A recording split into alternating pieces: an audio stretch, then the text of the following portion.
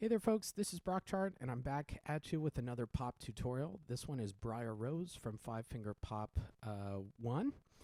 And a little background about this one, I'm a huge fan of R&B artists like D'Angelo, especially, and gosh, I mean his stuff is just incredible. He's got so much of a groove. It's got a very heavy backbeat. A lot of his stuff is very like triplety based, kind of 6/8, 12/8 sort of stuff. And it just, oh man, it grooves so hard. It's very, very cool. And so if you get a chance, I would check out him. Erica Badu is another great artist, kind of in that similar style, similar genre. And that's kind of what I was going for with Briar Rose, this like very slow R&B, soulful, kind of 6/8 feel. So, but even though it's kind of a 6/8 feel, I did write it for 3/4. Just a lot of students kind of read that better. And so let's go ahead and get started with it. And this one is going to be similar in a way to In Dreams from Jazz Book 1, if you have played that one, where the piece is about these kind of nice, lush, pretty chords with only using our ones and fives. And so we're going to be, going down a step or going up a step or whatever and making some really pretty harmonies there.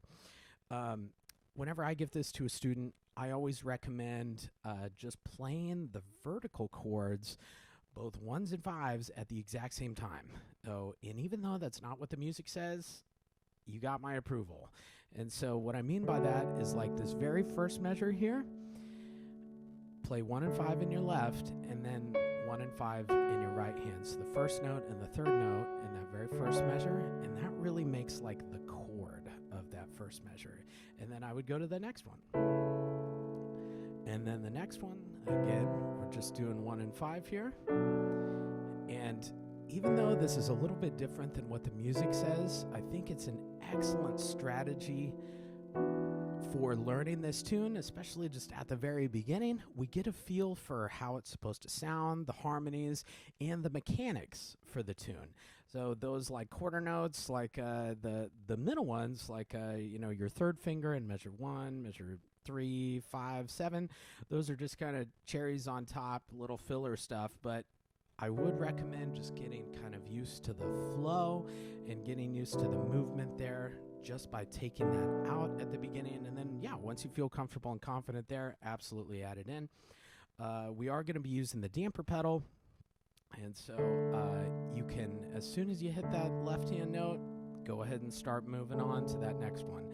Just helps you be prepared and ready to go before you need it. Something I forgot to mention with our hand position here, your right hand is going to be up on the black keys to start with a pinky and a thumb.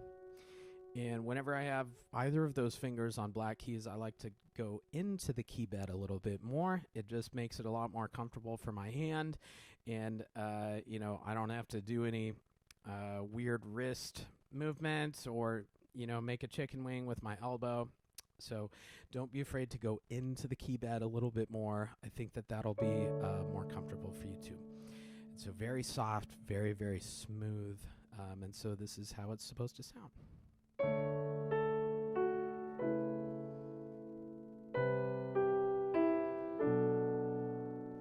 going to grow here and then soft.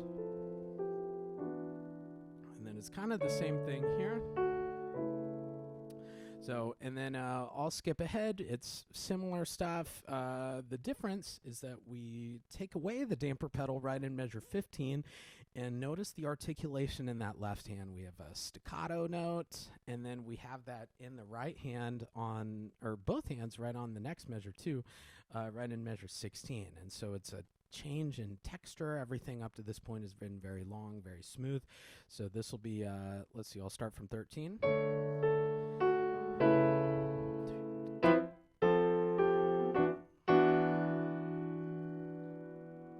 And then, those short notes, don't be afraid to exaggerate those.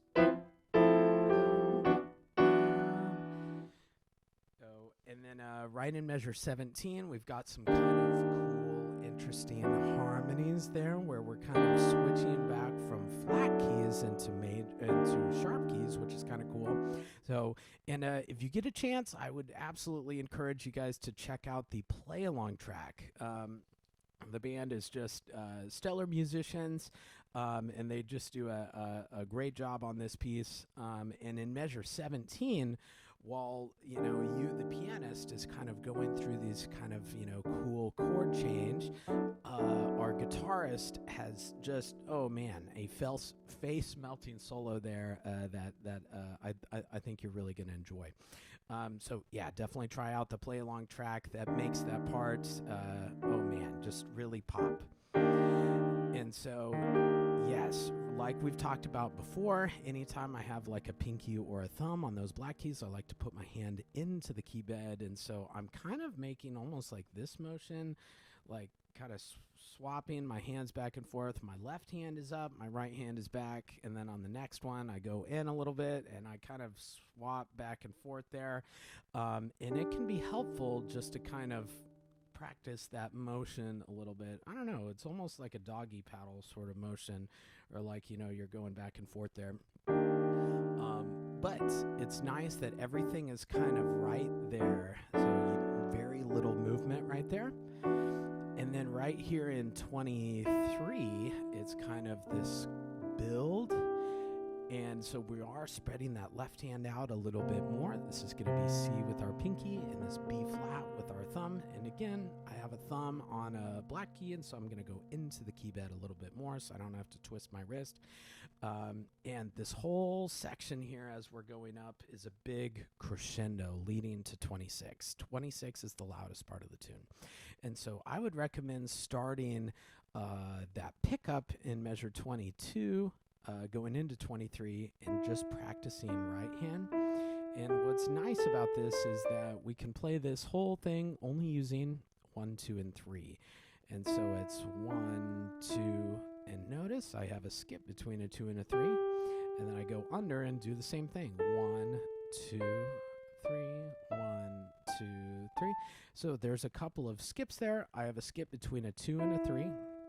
Or I'm sorry, 1, 2, 4, and then I go under.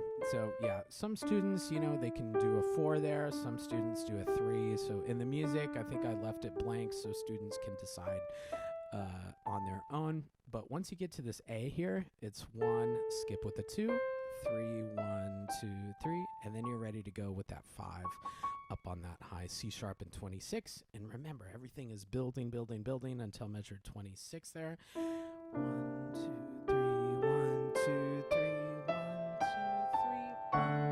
And then right there in 26, that is our big high point there. And it's exactly like the beginning, but right hand is up an octave. So left hand continues to stay where it has been. And remember, this is kind of the big point of the tune, and so you can play out. It's a little fuller sound. And then it repeats. Just watch out for that second ending. There's a retardando there, and then it leads to this nice kind of major 7 chord there. I always tell students, when they see a retardando there, try not to slam on the brakes. It's very much like a train slowing down, right? It comes to a gradual halt. It doesn't just and immediately get slower.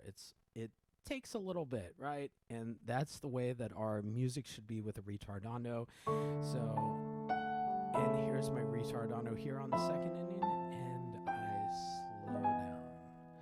But it's not immediately, 1, 2, 3, 1, 2, 3, and then super slow. No, it's too slow. So remember, just that train slowing down visualization, I think, can really help you there. Yeah, I think that'll do it for Briar Rose. So I hope you had fun, and I hope you enjoy the tune, and I'll see you in the next one. Thank you.